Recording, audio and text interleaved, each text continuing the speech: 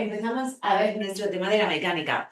Yo sé que muchas de vosotras el tema de la mecánica pues como que os trae un poco nerviosa. Ay, Dios mío, la mecánica, no somos mecánicos, ¿vale? Por lo tanto, no me van a hacer preguntas muy complicadas, ¿vale, chicos? Tenemos que partir de esa base. No somos mecánicos y me van a preguntar algo básico, no algo que no sepa contestar. Venga, dicho esto, chicos, esa diapositiva tiene que desaparecer, pero no porque yo quiera, sino porque si no, entonces no damos el temario. Pero bueno, venga, vamos a eso. ¿Qué vamos a ver en el tema de la mecánica? En este tema vamos a ver conducción eficiente y contaminación. También veremos mecánica, mantenimiento del automóvil. Ok, la conducción eficiente es para ahorrar combustible y reducir la contaminación en el medio ambiente. La forma de conducir interviene en el consumo que nosotros hacemos en nuestro vehículo. Una conducción eficiente para ahorrar combustible y reducir de manera importante las emisiones contaminantes que emite mi vehículo. Para arrancar, no hace falta acelerar tanto si mi motor es diésel como si el motor fuese gasolina. Para que yo me entere bien enterado. Yo arranco mi vehículo, pero no acelero. Pero si mi vehículo es de motor diésel, arranco y deberé de esperar unos segundos para iniciar marcha. Si mi motor es gasolina, arranco y podré iniciar marcha en el momento. Pero recuerda que en ambos casos no voy a acelerar mi vehículo, ¿vale, chicos? No voy a acelerar. Solamente podré iniciar o no marcha dependiendo el motor que tenga mi vehículo, si fuese diésel o gasolina. Cuando nosotros nos encontramos en una inmovilización prolongada, ¿qué quiere decir? Pues que hay retenciones y estamos parados. Cuando nos encontramos en inmovilizaciones, hay que parar el motor. Muchos de los vehículos tienen un sistema ADAS que se llama Start-Stop, lo que quiere decir cuando tú dejas el punto muerto, el motor se apaga. Pero ¿qué pasa? Que no todos tenemos este sistema en los vehículos. Por lo tanto, tengo que entender que si mi vehículo no dispone de este sistema que se apaga solo, lo tendré que hacer yo manualmente.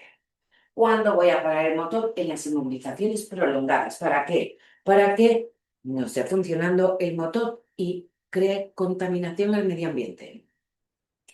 El relentín. El relentín son las revoluciones por minutos. El relentín va de 1000 en 1000. Una cosa es la velocidad, ¿ves? Que la tengo al lado, 20, 40, 60, 80, 100, 120. Ese es el cuenta kilómetros, la velocidad a la que voy. Pero lo que está al lado, que pone por mil y en pequeñito pone revoluciones por minuto. Vale, pues este es mi relentín. El relentín, cuando está alto, aumenta el consumo de combustible, lo que quiere decir, si yo llevo el relentín, el motor, a 5000 revoluciones, ¿qué va a hacer el consumo de combustible? Pues va a aumentar, ¿vale? El relentín, para que yo me entere bien enterado, es cuando el motor está funcionando, cuando no estamos acelerando, lo que escuchamos, ¿vale? El consumo aumenta más rápido si yo voy a mayor velocidad. No es lo mismo ir a 90 kilómetros hora que ir a 180 kilómetros hora. No es lo mismo si voy a mayor velocidad, habrá un mayor consumo de combustible. A mayor velocidad, mayor consumo porque aumenta la resistencia del aire en el vehículo. Mi vehículo va chocando contra el aire, por lo tanto aumenta el consumo de combustible. Hay que circular de una forma adecuada, uniforme, sin dar acelerazos ni frenazos innecesarios, ¿vale? ¿Qué quiere decir esto? Con esto, a ver, yo cuando era Nobel, pues a lo mejor iba por una carretera convencional y la máxima era de 90. Bueno, pues yo iba a 90 y decía, ay, qué rápido voy. Voy a ponerme a 70. Y frenaba y me ponía a 70. Luego cuando iba circulando a 70 digo, ay, no, no, voy despacio, voy a ponerme a 80. O venga, 85. ¿Qué pasa aquí? Que yo no tengo que frenar y luego volver a acelerar. Eso va a aumentar el consumo de combustible y hay que circular a una velocidad uniforme, sin acelerar y frenar. Min, min, min. ¿Qué quiere decir esto? Que si yo, por ejemplo, voy a 90 y quería disminuir velocidad, simplemente tengo que quitar el pie del acelerador. Así actuará mi freno motor. Lo que quiere decir, mi vehículo va a ir frenando poco a poco, sin necesidad de pisar el freno. Que yo cuando vaya a 85 quiero mantener esa velocidad, mantengo el pie en el acelerador para que se quede a 85. Que quiero ir al final a 80, no toco nada, dejo que el coche vaya a 80 y cuando vaya a 80 vuelvo a pisar acelerador para que se mantenga a 80. Ok. No se pueden bajar pendientes descendentes en punto muerto. El punto muerto tengo que entender que es cuando mi vehículo está quieto parado. Solo y exclusivamente voy a dejar mi palanca de cambios en punto muerto cuando el vehículo esté totalmente quieto parado. Siempre que esté en marcha, deberemos de llevar la marcha adecuada. Hay que circular en la marcha adecuada, evitando cambios innecesarios. De marcha a la primera velocidad hay que cambiarla cuanto antes porque consume mucho combustible. Yo al principio pensaba, bueno, como en quinta voy a 120, pues será la marcha que más potencia tiene. Y es todo lo contrario. Las marchas más pequeñas son las que más potencia dan a mi motor. La primera consume mucho, hay que cambiarla cuanto antes y circular en marchas más adecuadas. Segunda, tercera, dependiendo velocidad. El motor tiene que ir poco revolucionado, 1000 revoluciones por minuto, porque recuerda que va a aumentar el consumo de combustible y voy a llevar ahogado a mi motor. Si yo lo llevo muy revolucionado, voy a ahogar a mi motor y esto no es aconsejable. ¿Cada cuánto tengo que cambiar las marchas? Pues va a depender. Si el motor que tiene mi vehículo es gasolina, cambiaré de marcha a una más alta cuando las revoluciones por minuto estén entre las 2000 o 2500. Si el motor fuese diésel, voy a cambiar de marcha más alta cuando el relentín esté entre 1500 y las 2000 revoluciones por minuto. Si ponemos elementos decorativos en el exterior del vehículo, este va a consumir más combustible. ¿Por qué? Porque mi vehículo está diseñado con una aerodinámica. Esta aerodinámica hace que reduzca el consumo de combustible. ¿Lo que quiere decir? Pues que el vehículo está diseñado para ahorrar combustible. Lo han diseñado para eso, ¿vale? Si yo le pongo elementos que chocan contra el aire, esto va a hacer que aumente el consumo de combustible. Tampoco podemos modificar la parte delantera del vehículo porque esta está exclusivamente diseñada para que en caso de que yo atropelle a un peatón, éste tenga más probabilidades de sobrevivir. No se pueden modificar las partes delanteras. El aire acondicionado aumenta el consumo. Hay que ponerlo pues en días como hoy, que estábamos casi a 40 grados. ¡Qué calor, por Dios! Cuando he venido, he tenido que mirar para atrás diciendo, me dejo la chancla en el suelo, se ha quedado pegada, porque parece que voy pisando asfalto. ¡Qué calor! ¡Madre mía! Bueno, el aire acondicionado, claro que aumenta el consumo de combustible. Circular con las ventanillas abiertas también aumenta el consumo de combustible. ¿Cómo voy a reducir el consumo de combustible? Abriendo las ventanitas del salpicadero que me entrará aire de la calle. Si quiero ahorrar combustible, ¿vale, chicos? Si no quiero ahorrar combustible, pongo aire acondicionado. Si no quiero ahorrar combustible, abro ventanillas. Aquí estamos hablando cómo reducir el consumo. Una medida también equivocada de ahorro económico es echar un combustible de octanaje menor del recomendado por el fabricante de tu vehículo. Y entonces a lo mejor tú me dirás, bueno, ¿y entonces cuál le he hecho? Pues no lo sé. Tendrás que mirar lo que indica el fabricante de tu vehículo, qué combustible te recomienda que le eches a ese vehículo para alargar su vida útil. Hay que llevar el neumático con una presión adecuada. Si el neumático tiene poca presión, aumenta el consumo de combustible. Si el neumático tiene poca presión, lo veíamos ayer, tiene más probabilidades de sufrir un aquaplaning. Si el neumático tiene poca presión, mi vehículo tarda más tiempo en frenar. Si mi vehículo tiene poca presión, se desgasta por los laterales. La contaminación. El vehículo puede contaminar o bien con humos o también acústicamente. Está totalmente prohibido circular echando humos que dificulten la visibilidad de otros usuarios.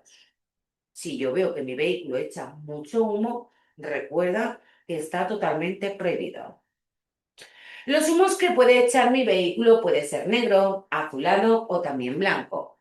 Bueno, cuando el humo es negro, el filtro de aire está sucio. Cuando es azulado, consume mucho aceite. Y cuando es blanco, se debe a una creación de vapor de agua. Así pueden ser los humos que echan mi vehículo. El catalizador es obligatorio y está totalmente prohibido circular sin catalizador o con él en mal estado. El catalizador sirve para la reducción de gases nocivos. Es obligatorio también que los vehículos de motor y también ciclomotores lleven un dispositivo silenciador de explosiones en buen estado. Seguramente hemos estado en nuestro pueblo y a las 4 de la tarde escuchamos a la típica motillo que hace un ruidazo increíble, que luego ves la moto y dices, ¿tú tanto ruido para lo que trae? ¿Vale, chicos? A ver. Efectivamente, no se puede, Álvaro. Además, que es que se cargan el coche. Sí está muy de moda lo del catalizador. Tenemos que tener mucho cuidado. Pero sí, sí, está de moda. Está de moda eso ahora. Por lo tanto, obligatorio, chicos, lo del dispositivo silenciador de explosiones que esté en buen estado. Esto va a evitar que tu vehículo cuando haga la explosión cuando la gasolina se mezcla con el aire, hace una explosión, ¿vale? Para dar fuerza al motor. Pues esto es lo que evita que haga tanto ruido, ¿vale? El silenciador de explosiones. Nos pueden inmovilizar nuestro vehículo si superamos los niveles de ruidos y gases reglamentarios permitidos. Como pueden inmovilizarnos nuestro vehículo. Los conductores estaremos obligados a colaborar en las pruebas de detención de emisiones de ruidos y también de humos. Si somos requeridos, recuerda que estaremos obligados. Mantenimiento de nuestro automóvil, chicos. Las baterías. Las baterías las tenemos con mantenimiento y sin mantenimiento. Si la batería es sin mantenimiento, limpiaré los bornes. ¿Qué son los bornes? Pues el lado positivo y negativo de esta gran pila. Habrá que limpiarlos para evitar que se sulfaten.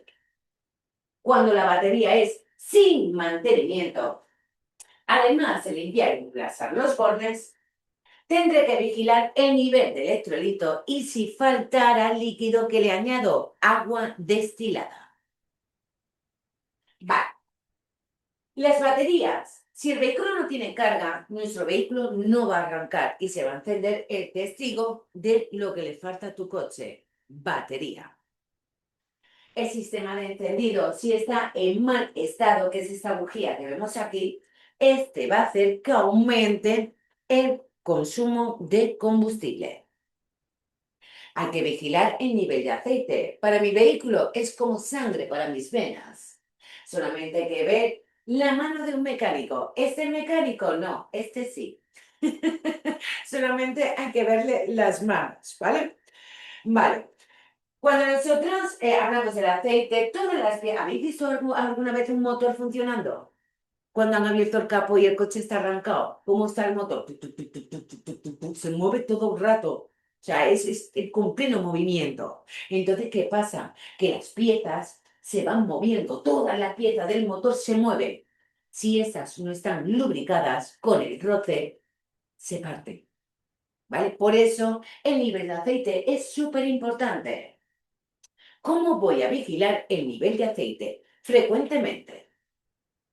¿Y cómo voy a vigilarlo? Mi vehículo tiene que estar en llano, motor apagado, aceite en frío, saco varilla, limpio varilla, meto varilla y tendré la lectura correcta.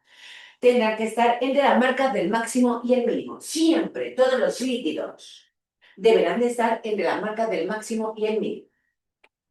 Cuando voy a cambiar este aceite, ¿cómo debo cambiar el aceite de mi vehículo? Yo lo llevo al taller, pero tú como poder también puedes cambiarlo. Pero cómo voy a hacerlo? Mi vehículo en llano, motor apagado, pero el aceite en caliente para dejar limpias las paredes de donde se encuentra este aceite. Si lo cambias tú, recuerda que no puedo tirar el aceite donde yo quiera, que debo de llevarlo a un contenedor de recuperación de aceite. El otro día había una pregunta que me mandaba una chica que decía, ¿cómo reducir la contaminación con mi vehículo? Y ponían lavando el coche en lugares autorizados. ¿Habéis tenido esa pregunta alguna vez? ¿En clase la habéis tenido alguna vez, chicos? Pues sí, así ahorramos contaminación, porque mi vehículo yo no lo puedo lavar en la vía pública.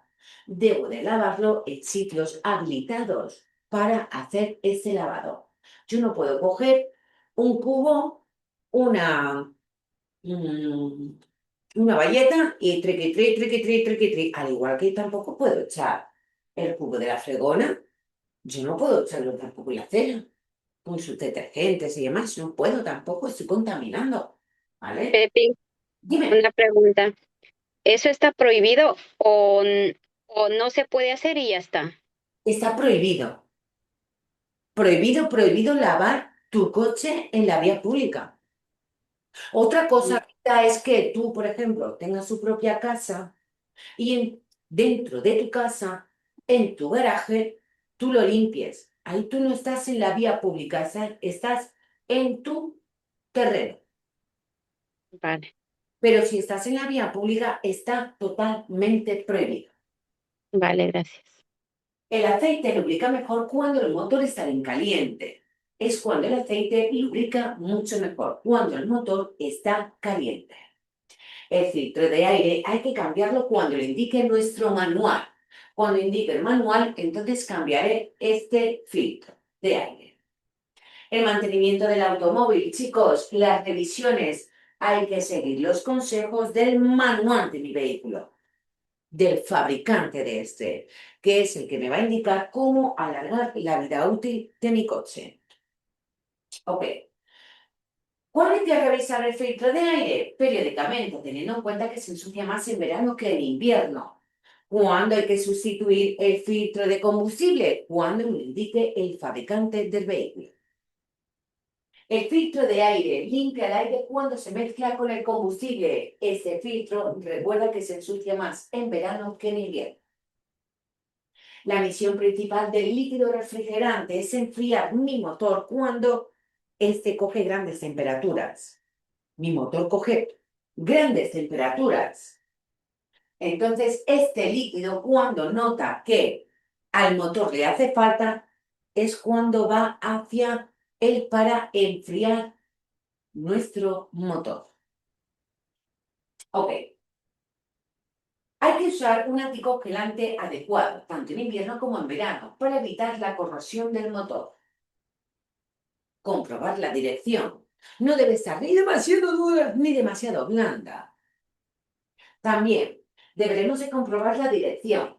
Voy a estar en terreno llano, suelto el volante y mi vehículo no debe modificar su trayectoria. Si modifica su trayectoria, le tendríamos que hacer un paralelo, que eso tú no se lo puedes hacer porque necesitas una máquina. Habrá que llevarlo al taller de confianza.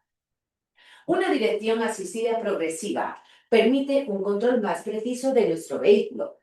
Lo que quiere decir dirección asistida progresiva. ¿Qué significa progresiva? Progresivamente se va a ir endureciendo si tú vas a mayor velocidad. Que yo voy a 10 km/h y quiero aparcar, bueno, me muevo mi volante con una mano. Sin embargo, esto sería muy peligroso si yo voy a 80, ¿verdad? Por lo tanto, dirección asistida progresiva. Mientras aumente velocidad, mi volante va a endurecerse. No va a tener tanto fácil de movimiento como cuando el coche está en cero y tú giras las ruedas para poder estacionar. ¿Vale? Ok. Limpia parabrisas, chicos. ¿Cuándo habrá que cambiarlo? Cuando presentes roturas. Me hago un barrido irregular. Aquí no es cuando indique el fabricante, aquí es cuando tú ya notes que esta ya no funciona. Ok. Hay que vigilar el nivel de depósito del lavaparabrisas. Este habrá que llevarlo siempre hasta arriba, porque cuando yo le doy a los churros voy a tener una mejora visibilidad. ¿Sabéis que me pueden multar si llevo el coche muy sucio? Porque no tienes visibilidad, ¿vale? Y como poder, puede. Bueno, vamos a ver un pequeño resumen del día de hoy. Vamos a poner, perdón, vamos a ponerlo por aquí. Uh, uh, uh. Voy a poner sonido real para vosotros que estáis en casa, ¿vale?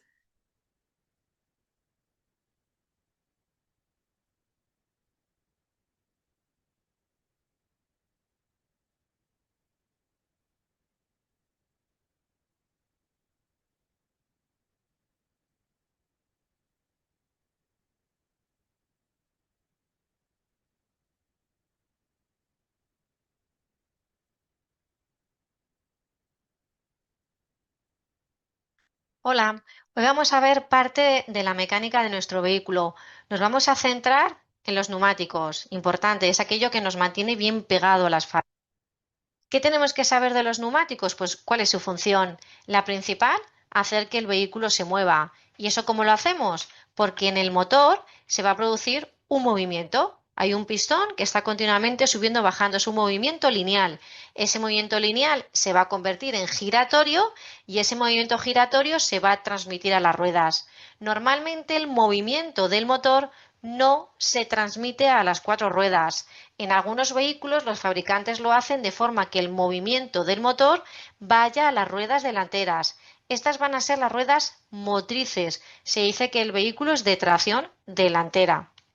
Otros fabricantes lo construyen de forma que el movimiento del motor por un árbol de transmisión vaya a las ruedas traseras. Estas son las que reciben el movimiento, por eso se llaman ruedas motrices. Se dice que el vehículo es de propulsión o tracción trasera.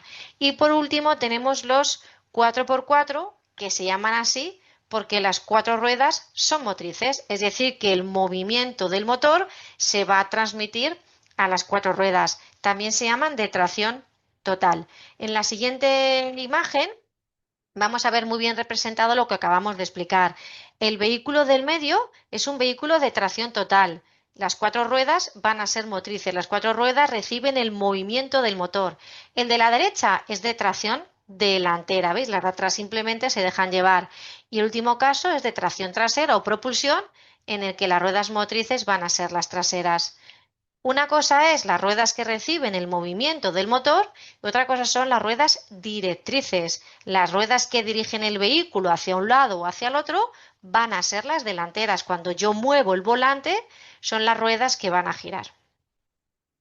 Lo que nos van a preguntar en el examen principalmente, y es importante para el mantenimiento de vuestro vehículo cuando lo tengáis, es que comprobemos el dibujo. El dibujo son esos cortes que tiene practicado el neumático. ¿Y para qué están provocados? Para favorecer la adherencia, sobre todo en caso de lluvia, como veremos en el último vídeo. Esa profundidad, pregunta de examen, tiene que ser mínimo de 1,6 milímetros.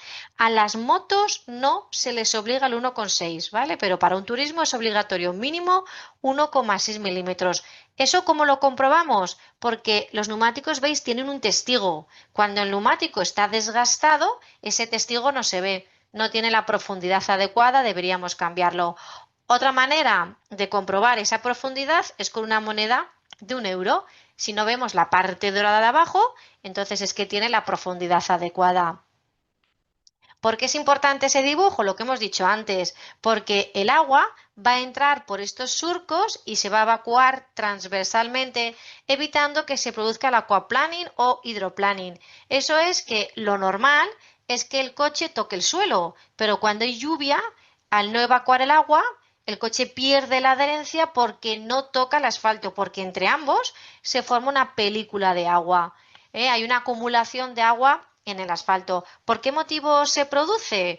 Pues principalmente porque no tenga esa profundidad de 1,6 milímetros. Neumáticos menos inflados, hay más superficie de contacto, necesita más tiempo para evacuarse y esta es pregunta de examen, porque llevemos una velocidad excesiva. ¿Qué hacemos en ese caso? Sujetar con decisión el volante y no tocar ningún pedal. Quitamos el pie del acelerador y no frenamos, simplemente que el coche poco a poco vaya perdiendo velocidad. Entonces, ¿cuándo cambiaré un neumático? Pues cuando no tenga la profundidad mínima de 1,6 milímetros, deberé cambiarlo.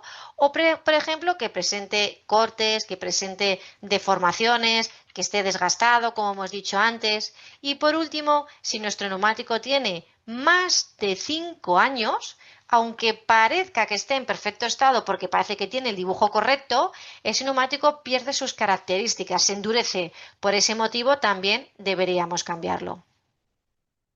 Miramos el dibujo de nuestro neumático y también, muy importante, debemos comprobar la presión de inflado. Le vamos a poner la que indique el fabricante, o lo que diga el manual. ¿Cuándo lo comprobamos? Periódicamente, frecuentemente, al menos una vez al mes y sobre todo antes de iniciar un viaje. Muy importante, todo lo que tenga nuestro vehículo se comprueba en frío. Por eso, si yo estoy en Madrid y compruebo la presión y es correcta, y cuando hago un viaje largo, al finalizar el viaje, la presión es más alta, es normal, es porque el neumático se ha calentado. Dejaremos a que el neumático baje la temperatura, se enfríe y veremos que la presión habrá bajado también. Entonces, hay veces que el fabricante da un solo valor para las 4 ruedas. A lo mejor dice, ponga usted 2,5 en todas las ruedas de su vehículo, pero otras veces los fabricantes dan una presión distinta a las ruedas delanteras que las traseras. E incluso algunos, cuando llevamos nuestro vehículo con la masa máxima autorizada, veis, este coche va con todos los ocupantes, con maletas, pues puede ser que nos recomiende otros valores. De los valores que nos ha recomendado el fabricante, 2,5, 2,6, 2,3. De los 3 valores que nos ha recomendado, el valor más alto, que es el de 2,6, es el que le tenemos que dar a la rueda de repuesto. ¿Y por qué el fabricante nos recomienda una determinada presión? Pues eso es para que tengamos la mejor adherencia. Es decir, que tanto si le pongo de más como si le pongo de menos, en los dos casos va a disminuir la adherencia y es peligroso. ¿Qué le ocurre al neumático cuando lleva menos aire de lo normal? ¿Veis? Coge esta forma, se ahueva por el centro y entonces la zona de contacto va a ser los laterales. ¿Veis? Por eso este neumático está más desgastado por los lados. Repetimos, cuando un neumático tiene menos aire de lo normal, 1, tiene menos adherencia, importante, es peligroso. 2, se desgasta por los lados, por eso sabemos que lleva menos presión. Y 3, ese neumático se roza más con el suelo, al coche le cuesta más moverse, por eso va a haber un mayor consumo de combustible. Cuando ese neumático tiene más aire de lo normal, ahora la forma que adopta es distinta. La zona de contacto va a ser el centro, por eso ese neumático se desgasta más por ahí. De nuevo, la adherencia disminuye, que es peligroso. Sabemos que lleva más aire porque se desgasta por el centro. Y ahora la suspensión, al tener menos zona de contacto con el suelo, el neumático va a absorber peor las imperfecciones que tenga la carretera, por lo tanto afecta a la suspensión. Bueno, pues hemos pinchado, hemos tenido mala suerte. Tendremos que cambiar la rueda de nuestro neumático, porque en un turismo es obligatorio llevar rueda de repuesto y herramientas para su cambio o algo similar. Entonces, lo primero de todo, dejar el vehículo bien inmovilizado, si es posible, fuera de la calzada y fuera del arcén. Por ser peligroso, y si es fuera de poblado saldremos con el chaleco reflectante ya colocado. Luces de emergencia, pondremos el triángulo a una distancia mínima de 150 metros y sacaremos la rueda y herramientas para realizar el cambio. Esto es muy sencillo. En primer lugar, lo que tenemos que hacer es aflojar los tornillos, no es colocar el gato. Primero aflojaremos esos tornillos, subiremos el vehículo con el gato y ahora será mucho más fácil aflojarlos del todo y realizaremos ese cambio. Cuando cambiamos la rueda de repuesto, ¿podemos poner una más pequeña de lo normal? Pues sí, es lo que se llama una rueda de repuesto de uso temporal. Recordar que como es más pequeña, tiene sus limitaciones. Con esta rueda hay que circular más despacio. Nos suelen recomendar que vayamos como máximo 80 km por hora. Es importante la distancia, que suele ser habitualmente para recorrer como máximo 50 kilómetros. Es decir, que con esta rueda de repuesto de uso temporal no se puede conducir normalmente, solamente para llegar a un taller y arreglar la pinchada o comprarnos una nueva. Muy bien, terminamos la primera parte de mecánica y en el siguiente tema nos vemos con el resto de mecánica del vehículo. Chao.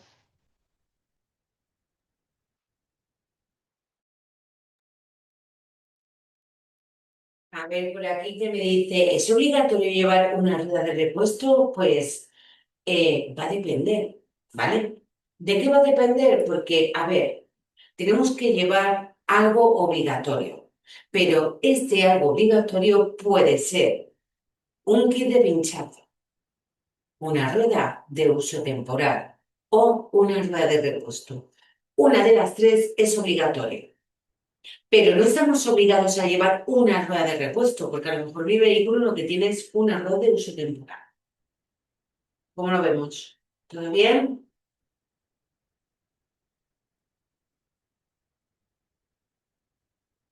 ¿Sí? Ok. Bueno, seguimos avanzando, ¿vale, chicos? Con este pequeño, gran resumen, ¿vale? Vale, vamos a verlo.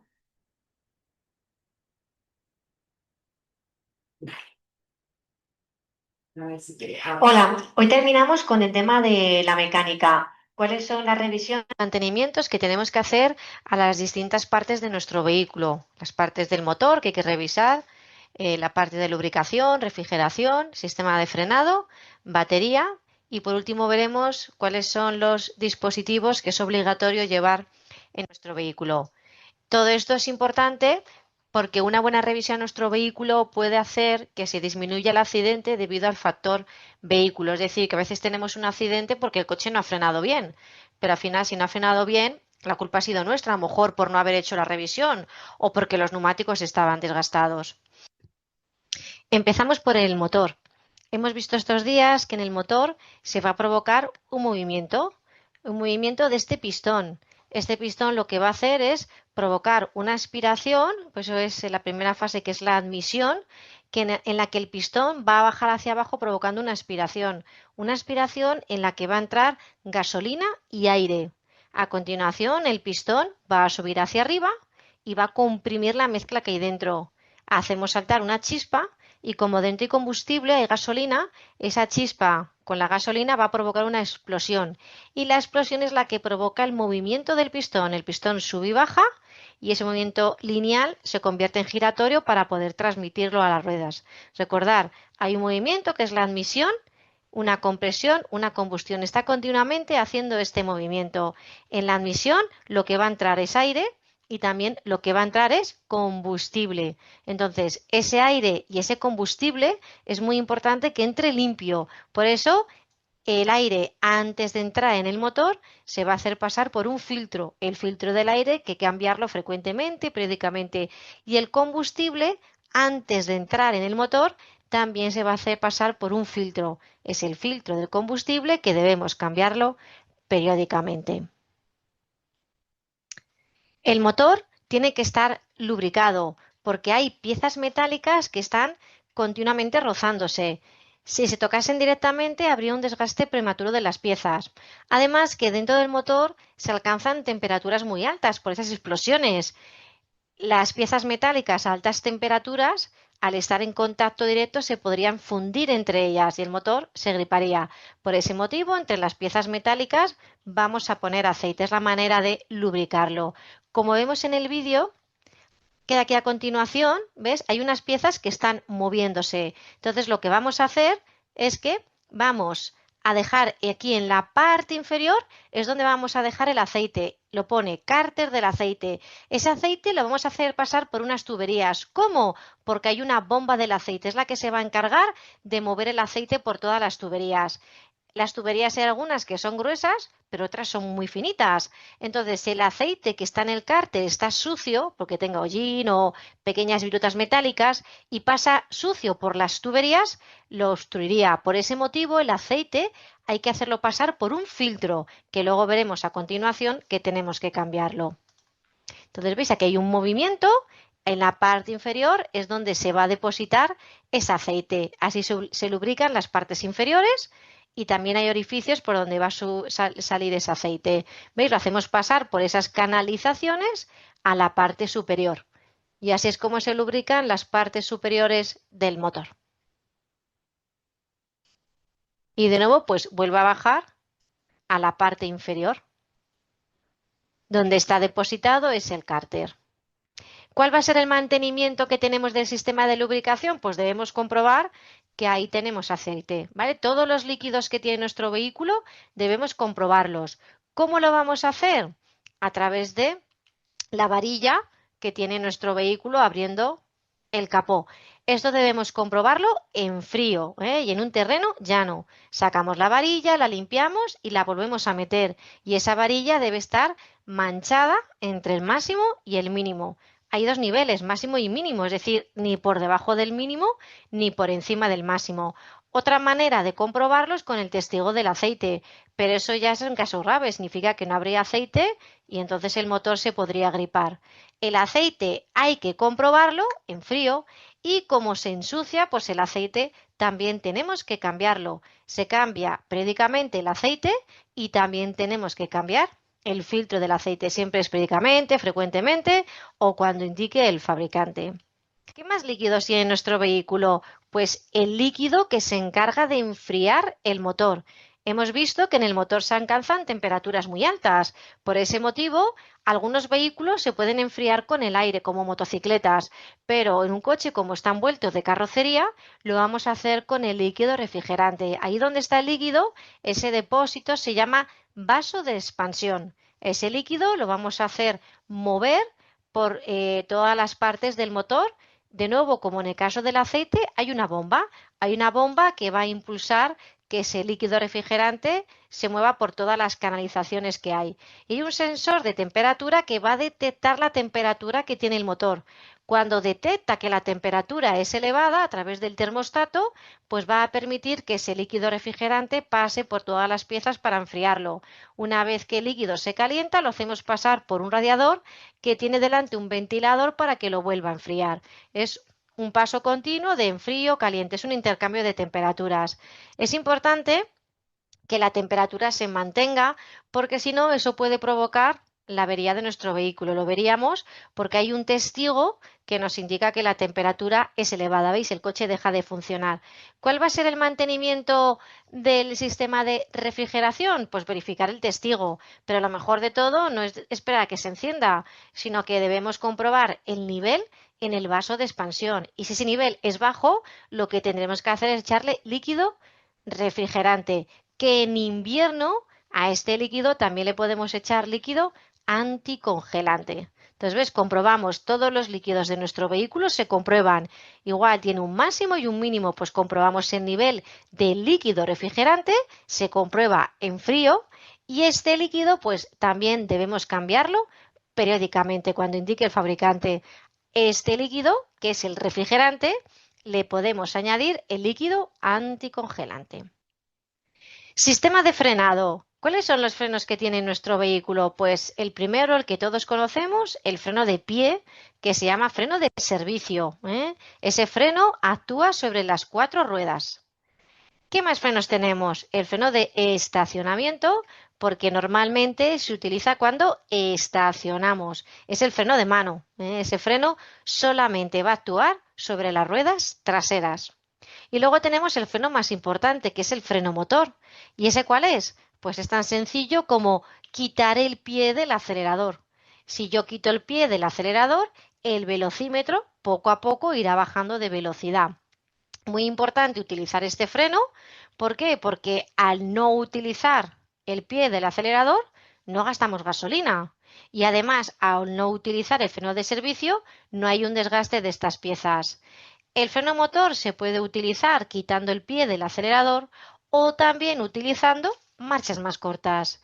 ¿Que voy en quinta? Pongo la cuarta. ¿Que voy en cuarta? Pongo la tercera. De esa manera, al bajar de marchas, también bajará la velocidad. ¿Y cómo funciona el sistema de frenado? Pues cuando ponemos el pie en el freno de servicio, lo que vamos a hacer es que el líquido de frenos se va a mover por unas canalizaciones para ejercer una presión sobre unas pastillas. Esas pastillas se van a aproximar al disco y de esa manera lo van a inmovilizar. ¿Veis? Aquí lo tenemos. Esta persona acciona el pie del freno y se va a mover ese líquido de frenos. Es un líquido, por lo tanto veremos luego que tendremos que comprobarlos.